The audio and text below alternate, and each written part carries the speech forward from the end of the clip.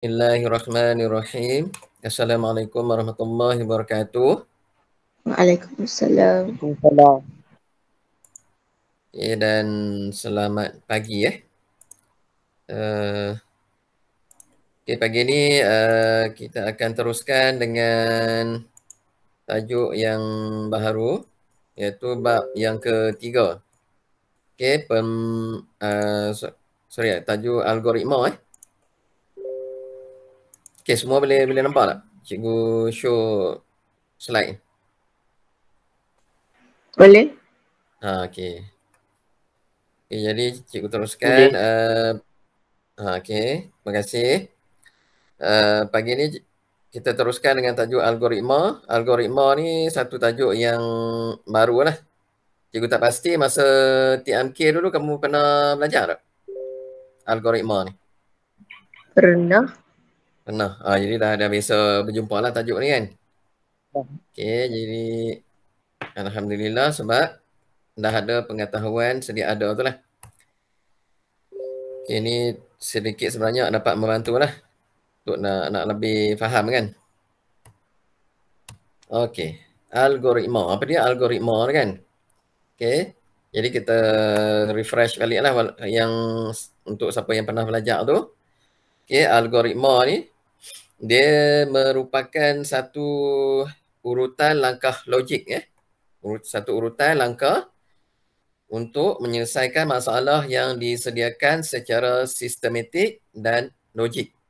Okay, sistematik dan logik atau diberi makna lain sebagai menyelesaikan masalah dengan melaksanakan satu siri tindakan mengikut urutan yang tertentu. Dia panjang kan dia punya definisi dia. Algoritma dia juga merupakan pengaturcaraan komputer. Okay, pengaturcaraan komputer yang menyatakan dengan jelas urutan langkah atau tindakan yang perlu dilaksanakan. Okay, kemudian yang ketiga tu dia kata terdapat beberapa perkara penting lah yang perlu kita tahu semasa menulis algoritma. Okay, dalam bahasa mudah, kalau kamu nak menghafal ataupun kamu nak ingat, algoritma ni dia satu set urutan langkah untuk nak menyelesaikan masalah. Simple lah kan? Kena ingat dia punya keyword dia tu. Okay. Yang lain-lain tu bonus lah untuk menyelesaikan masalah secara sistematik dan logik lah. Okay. Dari segi definisi lah. Apa maksud algoritma? Okay. Kalau dalam buku teks tu, cikgu show lain Stop dulu. Show entire screen Cuba tengok. Harap tak ada masalah lah dengan line untuk hari ni.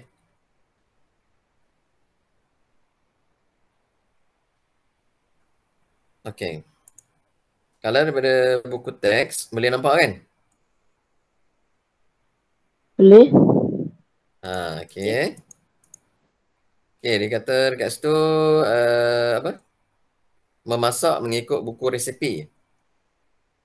Ni cara-cara dia kan. Bahan-bahan yang atas ni dia punya bahan dia. Yang dekat bawah ni cara-cara macam mana dia nak masak kari ayam kan. Daripada panaskan minyak, goreng bawang putih apa semua kan. Sampailah siaplah untuk kuah tu. Untuk siapkan kari tu. Kemudian yang kedua tu dia bagi contoh macam mana kita nak gunakan kalkulator saintifik. Okay. Dia ada cara dia kan. Kemudian membuat isian semula ataupun top up lah. Macam mana cara kita nak top up kredit ke dalam telefon bimbit lah. Ni dia punya langkah-langkah dia. Okay, ini adalah algoritma lah ni. Contoh-contoh algoritma. Okay. Sebab dia, kalau kamu lihat ketiga-tiga contoh yang dia bagi ni adalah algoritma lah. Okay. Macam mana nak masak kari, macam mana nak menggunakan kalkulator, macam mana cara kita nak top up kredit telefon bimbit kan. Tu contoh algoritma. Okay. Sebab dia ada urutan langkah dia lah. Dia ada langkah-langkah dia. Okay. Okay, kita tengok perkara-perkara penting. Boleh nampak slide PowerPoint? Boleh? Boleh? Okay, Alhamdulillah.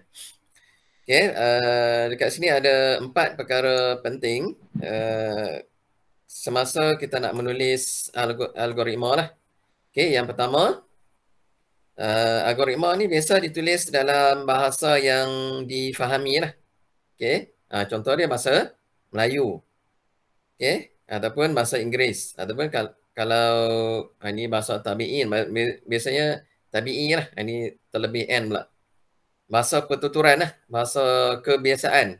Okay, kalau kita biasa cakap bahasa Melayu lah. Kalau kita biasa bercakap bahasa Inggeris lah. Okay, tu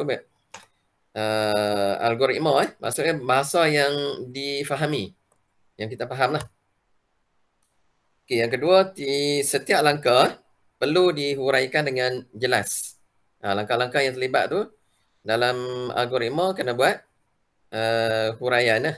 Kena huraikan dengan jelas. Jangan tergantung kan dia punya ayat-ayat tu. Kemudian yang ketiga, urutan langkah perlu dinyatakan dengan betul.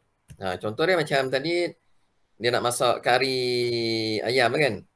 Langkah-langkah tu kena ikut turutan lah. Dia tak boleh terus masukkan ayam ke apa kan, ataupun terus masukkan santan ke kan. Dia mesti panaskan minyak dulu kan. Lepas tu masukkan bawang kan, tumis dulu kan.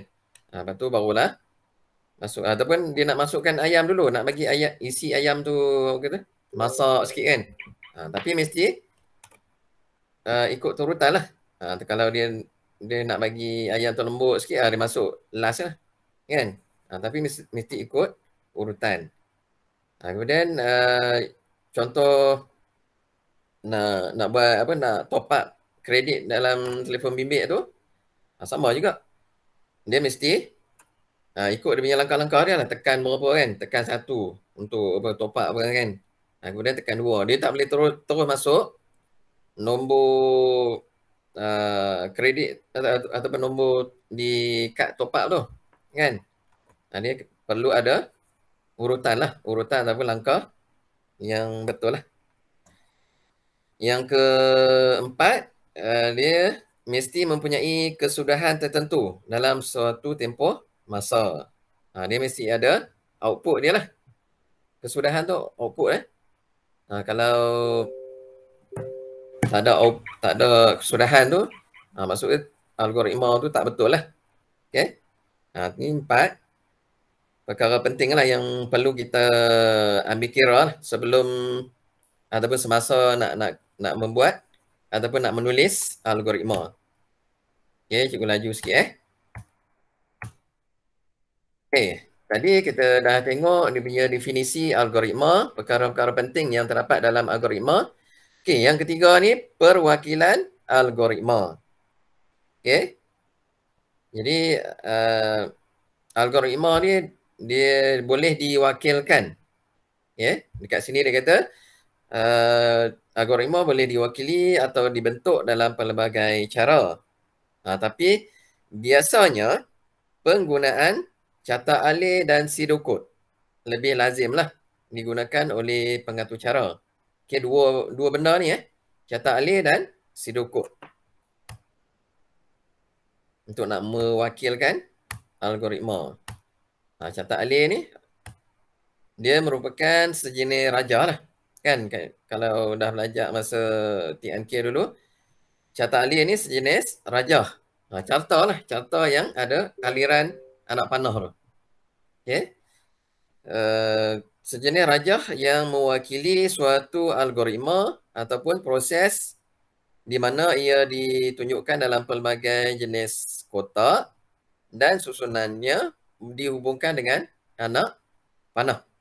Bila dia sebut catak alih, dia mesti ada kotak dan juga anak panah. Kalau tak ada anak panah tu bukan catak alih lah. Okay. Wajib ada anak panah. Sebab nak menunjukkan aliran daripada mula sehinggalah tamat satu-satu program tu. Okey, cetak alih juga dia menggunakan simbol grafik lah. Okey, grafik seperti garis lurus, anak panah dan bentuk geometri. Okey, untuk mewakili urutan langkah bagi algoritma yang perlu dilaksanakan. Okey, dekat bawah ni adalah contoh cetak alih yang menunjukkan cara untuk membuang sampah serta makna setiap simbol yang biasa digunakan dalam membina satu cetak alih. Ini cara nak membuang sampah. Okey. Untuk mula dan tamat, dia menggunakan simbol yang bentuk dia macam kapsul. Ni kalau yang sebetulnya dia yang garisan di atas dan bawah ni dia lurus lah. Cuma di kiri dan kanan ni dia bentuk dia macam kapsul tu sikit lah. Okay. Kemudian antara mula dan tamat ni, di tengah-tengah ni dia ada 3 benda lah yang kamu kena ingat, iaitu input, proses dan output. Okey.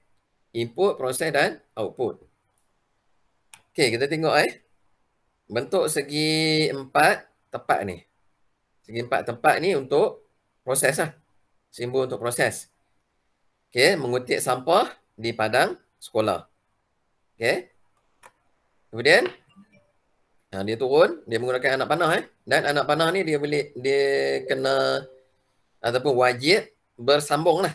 Wajib bersentuh antara kotak sebelum ataupun simbol sebelum tu dengan selepas. Okey, sebelum anak panah tu dan selepas anak panah tu dia mesti bersentuh dengan kotak yang berikutnya. Dia tak boleh tergantung. Kalau dalam exam, kalau tergantung tu tak dapat markah penuh lah. Okay? Biasanya anak panah ni 1 markah je. Okay? Kalau ada yang tergantung tu mungkin tak dapat 1 markah. Okay? Okay? Simbol segi 4 tepat tu untuk proses. Okay, yang bentuk diamond ni, ni untuk pilihan lah. Okay, pilihan. Okay, sama ada ya ataupun tidak. Kan? Mengutip sampah di padang sekolah. Kemudian, adakah jenis sampah kita semula? Okay, adakah jenis sampah tu sampah yang untuk di kita semula lah. Kan? Jika tidak, dia akan masukkan ke dalam tong sampah. Masukkan dalam tong sampah juga adalah proses. Dan terus tamat program. Kan? Itu jika tidak lah. Jika ya, okay, jika sampah tu jenis kita semula, okay, dia akan tanya lagi syarat yang kedua. Adakah aluminium atau plastik? Kan? Okay, jika ya, dia akan masuk ke dalam tong jingga dan tamat program. Jika tidak, maksudnya selain daripada aluminium dan plastik, cuba lagi. Ini proses lah. Cuba lagi tu proses. Kemudian, adakah jenis sampah kita semula tu kertas? Jika ya, masukkan ke dalam tong biru dan tamat program. Okay, itu yang kedua, syarat yang kedua. 1, 2, 3. Syarat yang ketiga. Kemudian, itu jika ya, jika kertas dia akan masuk dalam tong biru dan tamat program. Jika tidak, cuba lagi. Cuba lagi, ini proses lah. Cuba lagi, yang ketiga tu syarat yang berikutnya. Adakah kaca? Okay, adakah sampah tu berbentuk kaca kan? Dia punya bahan dia. Jika ya, dia masukkan dalam tong perang dan tamat program. Okay, boleh faham Ada siapa tak faham? Boleh, cikgu. Okay, alhamdulillah kalau boleh faham. Ni dia punya maksud setiap simbol ni lah yang ada dalam ni. Macam cikgu kata tadi, untuk segi 4 tepat ni, Betul segi 4 tepat ni? Ke segi 4 sama? Dalam matematik. Tepat-tepat. Segi 4 tepat lah. Ni makna dia untuk proses lah. Okey. Penerangan dia menunjukkan operasi aritmetik dan manipulasi data. Okey, aritmetik dan manipulasi data lah. Contoh dia mengutip sampah kan. Ataupun tong jingga, masukkan lah. Masukkan dalam tong jingga, masukkan dalam tong biru, masukkan dalam tong pirang. Cuba lagi, okey, masukkan dalam tong sampah. Okey. Itu proses lah. Kemudian yang kedua, anak panah ni. Anak panah dia menunjukkan aliran lah. Ataupun menghubungkan antara simbol dan menunjukkan aliran aktiviti tu. Dia menghubungkan lah antara simbol tu. Dan juga dia nak tunjukkan aktiviti lah. Ya ataupun tidak. Ataupun keluar ada program ataupun tamat lah. Okay, yang ketiga tu input dan output. Input dan output. Yang ni macam salah ni. Okay. Okay, sebab yang slide ni bukan cikgu buat ni. Slide ni dah disediakan. Jadi ni salah sikit lah. Kamu bisa jumpa tak dalam PowerPoint, dalam Microsoft Word, dia punya simbol ni, dia macam segi 4. Yang garisan atas sama, cuma penjuru kiri dan kanan tu dia sendeng sikit. Dia sirong sikit kan. Pernah jumpa tak? Itu jadi untuk input dan output bukan bentuk macam ni. Ni salah ni. Sekejap cikgu nak tengok. Boleh edit tak? Oh, dia dah ambil gambar insert. Biasanya shape ni. Mana dia? Yang ni kalau dekat dalam shape ni, dan PowerPoint ada, dalam Word pun ada, kamu letak sahaja mouse cursor tu. Dia akan bagi tahu lah. Tu kalau perasan dekat bawah mouse cursor tu kan ada perkataan parallelogram. Itu simbol yang sebenar dia. Okay, parallelogram Mana tak keluar. Jadi cikgu gantikan boleh tak? Tak apalah, tampung atas tu.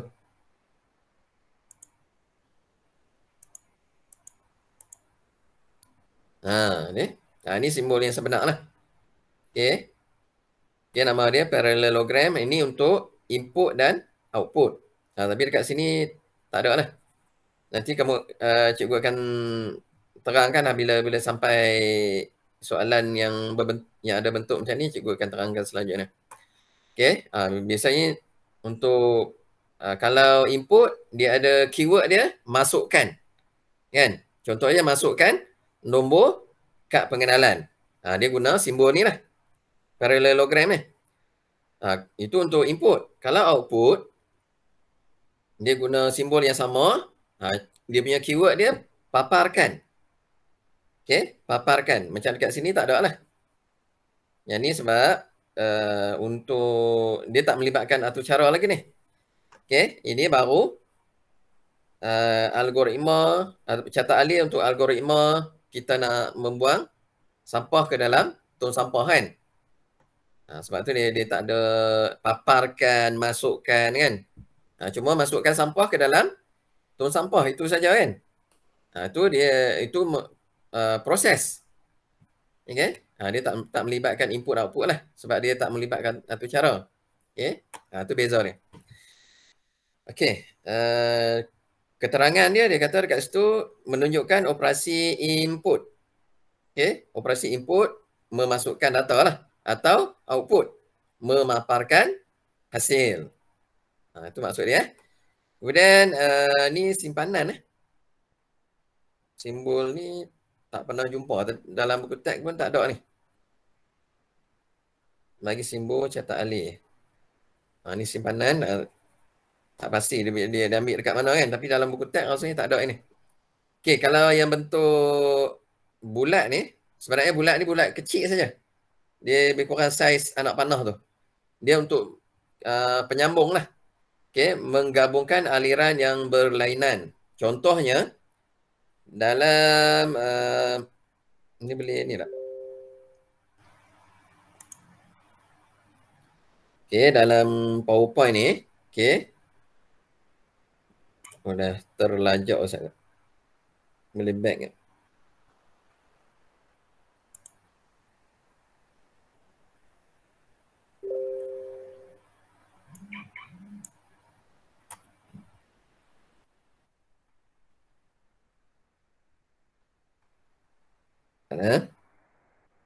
Oh, dia keluar juga. Tak apalah. Kalau okey.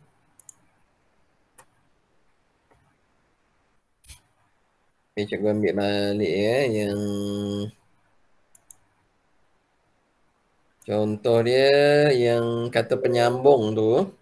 Okey, di page yang pertama ni kita dah buat catat alih kan. Tiba-tiba tak cukup satu page ni sampai dekat kertas ini saja kan. Kat bahagian ni saja. Okey, dekat sini kan. So, kita nak sambung page yang sebelah tu. Ini kena buat macam mana? Ni penyambung ni. Kena buat penyambung, kemudian anak panah.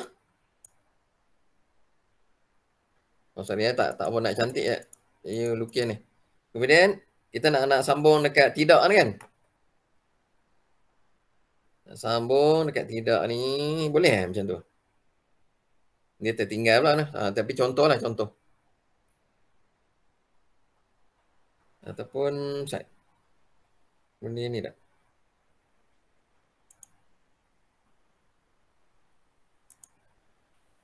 Cikgu padam dulu. Dekat sini lah. Tak sambung dekat sini kosong kan. Okey, gunakan penyambung dia. Oh, tak apa nak cantik pun lah. Set.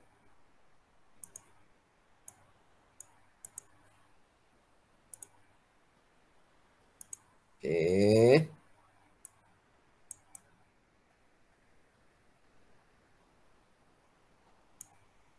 Okey, sekarang ni semua masih bersama cikgu Ada yang terkeluar? Ya, lagi. Okey, set. Okey. Mana dia? Hilang. Okay. Pukul 11 lebih kan tu? Contohnya kita nak sambung dekat cuba lagi ni. Dia lukis ni payah sikit ni. Contoh dia macam tu lah. Tu fungsi penyambung tu. Boleh faham tak? Cara nak guna penyambung. Boleh. Okey lah. Ni cikgu lukis tak apa nak cantik lah sebab guna mouse ni. Kalau guna pen atas tu lain sikit. Okey, ni yang ini ni, yang sini ni. Okey. Nyambung jadi yang page 1 ni kita dah penuh dah. Kita nak sambung page yang kedua. Kita guna penyambung lah.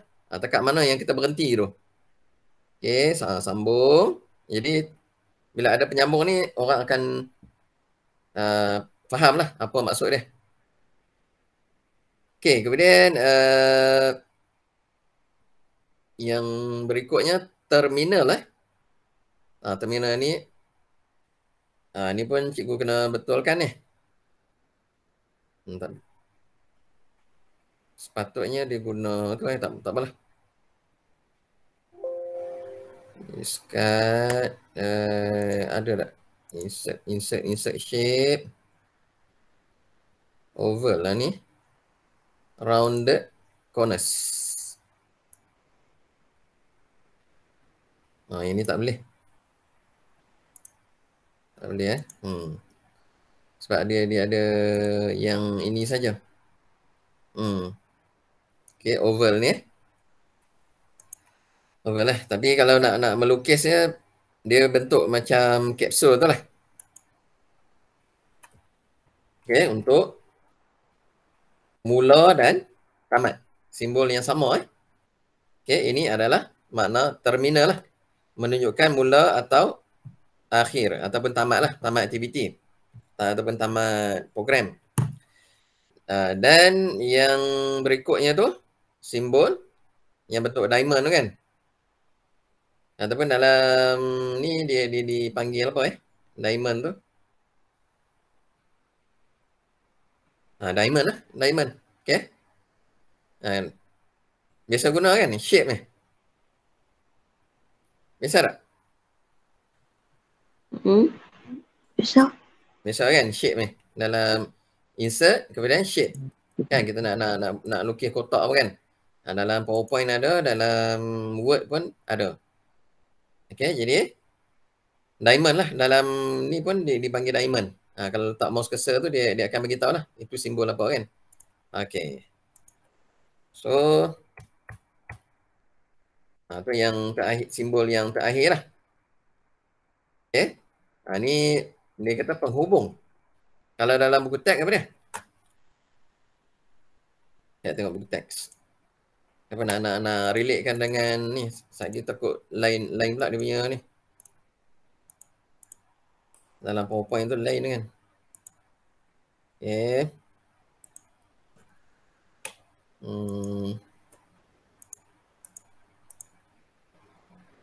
Ada?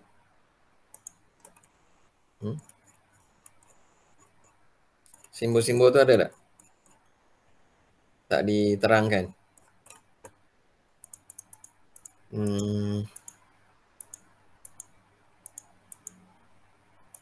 Dia beritahu tak?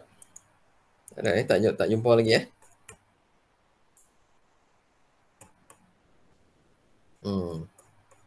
Operator tu ada.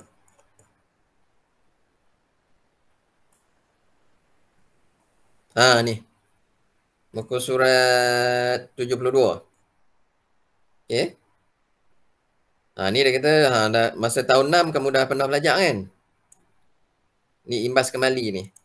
Ni nampak simbol yang cikgu kata tadi simbol mula ni. Dia lebih kurang macam kapsul tu. Kapsul ubat tu kan. Dia garisan atas dan bawah dia sama. Dia ujung tu dia ni sikit. Tapi yang ni bukan macam ni. Ni betul. Ni betul Tapi duk cari dalam ni tak jumpa tadi. Okey, ni parallelogram. Ni simbol apa diamond tu. Okey. Nak lebih jelas dalam buku teks lah, buku surat 72 tu. Okey. Tu betul. Dalam ni tak pasti sebab apa dia macam lain sikit. Okey, itu berkaitan dengan catat alih. Seterusnya pseudo code. Apa dia pseudo code ataupun kod pseudo? Pseudo code ni dia penggunaan ayat pertuturan lah dan beberapa arahan asas atau cara. Okey, di mana dia dalam dia menunjukkan langkah-langkah untuk melaksanakan suatu tugas dari mula hingga tamat lah. Kemudian pseudo code juga dia memerihalkan ataupun dia menerangkan lah langkah-langkah algoritma dengan menggunakan ayat-ayat yang ringkas dan padat. Biasanya ia digunakan dalam bahasa Melayu atau bahasa Inggeris. Indent digunakan secara meluas lah bagi memudahkan pembacaan suatu pseudo code. Ni contoh macam mana cara nak membeli McDonald. Nampak tak? Dia bahasa pertuturan dia. Okey, dia ada mula dan tamat. Ni wajib Ini satu markah. Kalau dalam exam, satu markah untuk mula dan tamat. Bukannya mula satu markah, tamat satu markah. Sebab dia setiap program tu dia mesti ada mula dan mesti ada tamat. Okey, kalau ada mula tak ada tamat, mana program tu tak berjaya lah. Kan? Okey, ni contoh pseudocode untuk cara untuk nak membeli McDonald. Okey, selepas mula tu tambah pesanan. Tambah pesanan ni dia merupakan proses kan. Kemudian bila kamu jumpa perkataan jika ni adalah syarat. Syarat kena ingat dia guna bentuk diamond tu. Kalau proses bentuk segi empat tepat kan. Bila ada perkataan jika ni adalah syarat lah. Syarat yang ada bentuk diamond tu. Okay, jika ada pesanan tambahan, maka if else jika dan maka. Itu syarat dia. Jika ada pesanan tambahan, maka tambah pesanan. Kan, itu jika yang pertama. Jika yang kedua, jika tiada pesanan tambahan, maka bayarlah. Kan? Lepas kita buat pesanan tu, ada pesanan tambahan tak? Tak ada kan? Kalau tak ada, kita buat bayaran. Kemudian tamat jika. Okay, dia ada mula dan mestilah ada tamat lah. Tamat jika. Okay, sama dengan program ni. Dia ada mula, dia ada tamat. Tapi ini untuk syarat yang terlibat lah dalam tu. Okay, dah tamat jika tu. Kemudian jika yang kedua pula, syarat yang kedua kan. Jika ada duit baki, maka ambil ayat tu. Jika ada duit baki, maka ambil lah. Jika tiada, maka tunggu nombor dipanggil. Kemudian tamat jika. Kemudian ada lagi jika. Jika nombor dipanggil, maka ambil pesanan. Jika tidak, maka tunggu. Dan tamat program. Okey, ini adalah contoh pseudocode. Okey, pseudocode. Kalau dalam catat alih dia ada input, proses, dia ada mula, tamat. Kemudian antara mula dan tamat tu dia ada input, proses dan output. Dalam pseudocode pun sama. Okey, jadi kamu kena faham macam mana nak kenal pasti yang tu input ke, proses ke ataupun output. Okey, petua dia dekat sini. Kalau input, dia ada perkataan masukkan. Okey, masukkan kan. Ataupun isi kad pengenalan kan. Ataupun masukkan nombor kad pengenalan. Itu untuk input. Tapi dekat sini tak ada kan. Dekat sini yang ada pun tambah pesanan. Apa ni? Pesanan tambahan kan. Ini semua. Ya. Okey, sorry tambah pesanan ini proses. Yang jika ni adalah syarat. Syarat yang bentuk diamond tu. Okey, ini pun syarat juga ni. Dia kalau output dia menggunakan simbol tu lah. Apa dipanggil tu? Parallelogram tu. Input dan output parallelogram. Tapi dekat sini tak ada input output. Sebab ini proses kita nak membeli ataupun nak buat pesanan McDonald lah. Kan? Sebab dia bukan atur cara. Kalau bukan program lah. Program komputer kan. Kalau program komputer barulah ada input dan output. Kalau yang ni algoritma macam buang sampah tadi. Dia proses kan. Dia hanya ada proses saja. Proses dan juga syarat. Dan sebelum tu dia ada mula lah. Mula dan selepas tu dia ada tamat. Itu contoh pseudocode. Kemudian pseudocode dan catat alih ni dia ada jenis-jenis juga. Masa ada sedikit lagi dalam 13 minit lagi. Okey, pseudocode dan catat alih ni dia ada beberapa ni lah.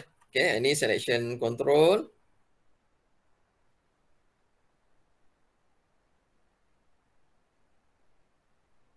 Okay, selection control structure. Okay, untuk sirkuit selection tu pilihan kan. Okay, satu langkah yang di mana selection control structure ni ataupun struktur kawalan pilihan ni, dia satu langkah yang memecahkan aliran algoritma kepada 2 atau lebih cabang. Okay, setiap cabang tu dia ada set langkah yang berlainan untuk dilaksanakan. Langkah yang dilaksanakan bergantung kepada syarat-syarat tertentu. Okay, jadi dekat sini dia beritahu struktur kawalan pilihan terdiri daripada 3 jenis, iaitu struktur kawalan lah. Okay. Yang pertama, struktur kawalan pilihan tunggal ataupun single selection. Okay, yang kedua, dui pilihan. Yang pertama tu pilihan tunggal, yang kedua ni dui pilihan ataupun double selection. Yang ketiga, pelbagai pilihan ataupun multi selection. Okay, kita tengok satu persatu apa dia yang dikatakan struktur kawalan pilihan tunggal tu ataupun single selection. Okay, bila disebut pilihan struktur kawalan pilihan tunggal, dia hanya ada satu pilihan sahaja. Sama ada ya ataupun tidak kan. Untuk nak laksanakan setiap tindakan yang tertentu lah. Jika satu syarat yang diuji didapati benar, maka satu tindakan akan dilaksanakan. Tu satu kan. Okay, ni di sebelah kiri tu contoh dia punya algoritma dia. Ataupun si dukuk ni kan. Okay, jika plug tidak dipadam ke dalam tidak dipalam, maksudnya tidak dimasukkan ke dalam soket, palamkan ataupun masukkan plug ke dalam soket. Kemudian tamat jika. Kan dia ada satu pilihan lah, ya ataupun tidak kan. Okey, adakah plug dipalam ke dalam soket? Jika ya, dia tamat kan. Jika tidak, dia akan palamkan ataupun masukkan plug ke dalam soket dan tamat jika lah. Kan ni. Tamat jika ni. Itu single selection. Yang kedua, struktur kawalan dui pilihan ataupun double selection. Ni dia punya sidukuk dia sebelah kiri ni. Mana apa yang ada dalam sidukuk tu dia akan dipindahkan ke mana?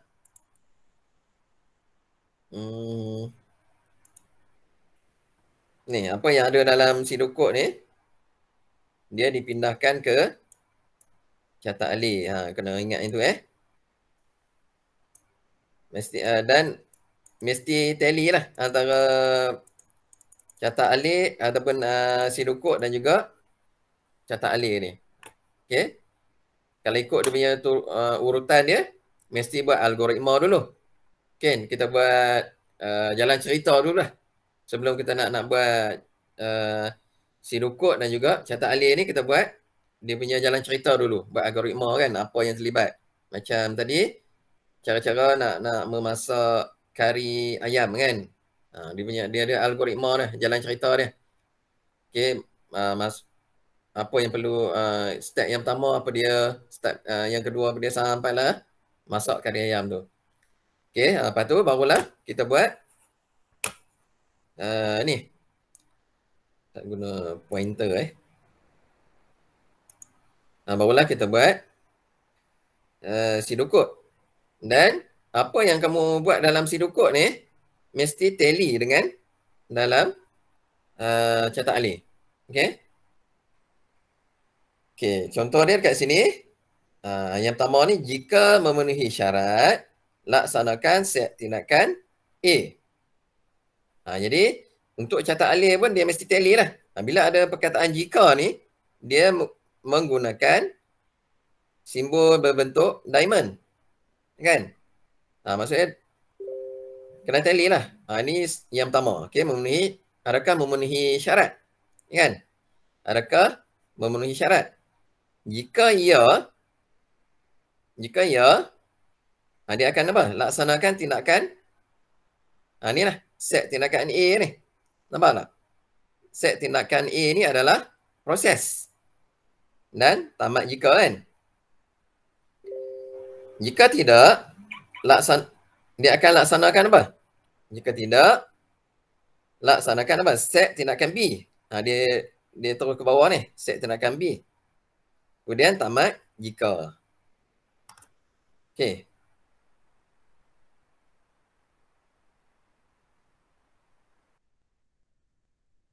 Boleh faham tak maksud cikgu? Apa yang dikatakan?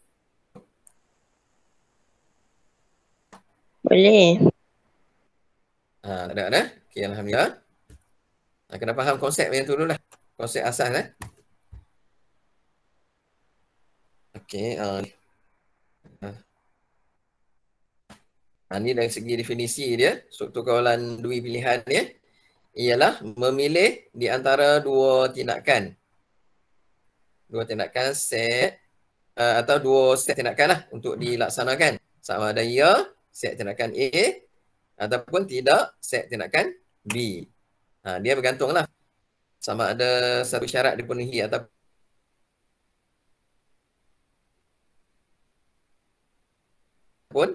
tidak.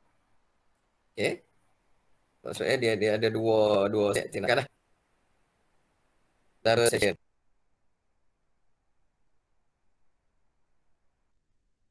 Pelbagai pilihan ataupun multi selection. Okay, multi selection. Multi selection ni adalah struktur kawalan yang mengambil lebih daripada dua set tindakan. Macam double selection tadi ada dua saja, ya ataupun tidak kan.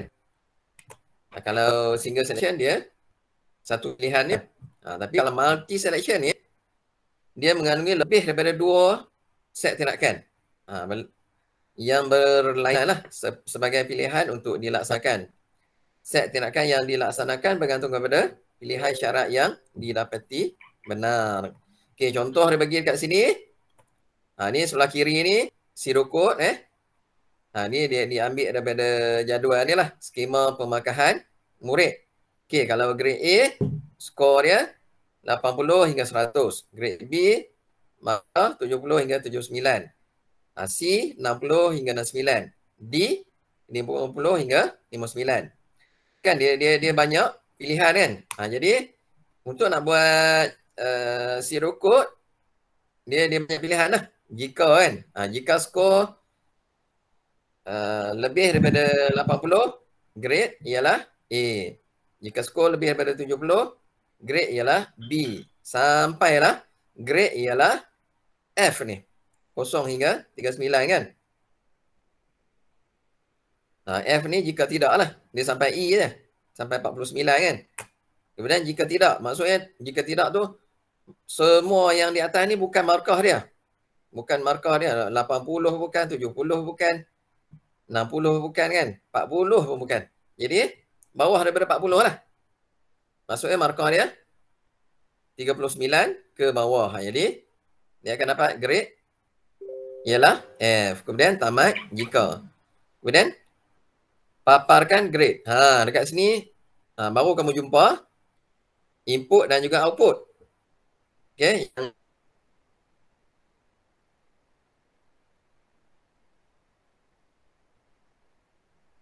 Dekat mana? Ni. Masukkan ni. Ini adalah input. Kemudian paparkan output. Sorry. Dia tak terlancak ni paparkan ni output. Masukkan input. Okey, kemudian tamat kan? Mula tamat. Okey, untuk carta alih pun samalah. Okey, carta alih ni pun. Okey, yang pertama dia ada mula kan? Carta alih pun dia ada mula. Ni, mula. Kemudian dalam untuk pseudocode dia ada tamat. Dekat sini pun dia ada tamat. Simbol yang sama mula dan tamat. Kemudian selepas mula tu input kan? Sorry. Betul lah tu. Masukkan tu adalah input. Masukkan skor anda. Jadi masukkan tu keyword untuk input.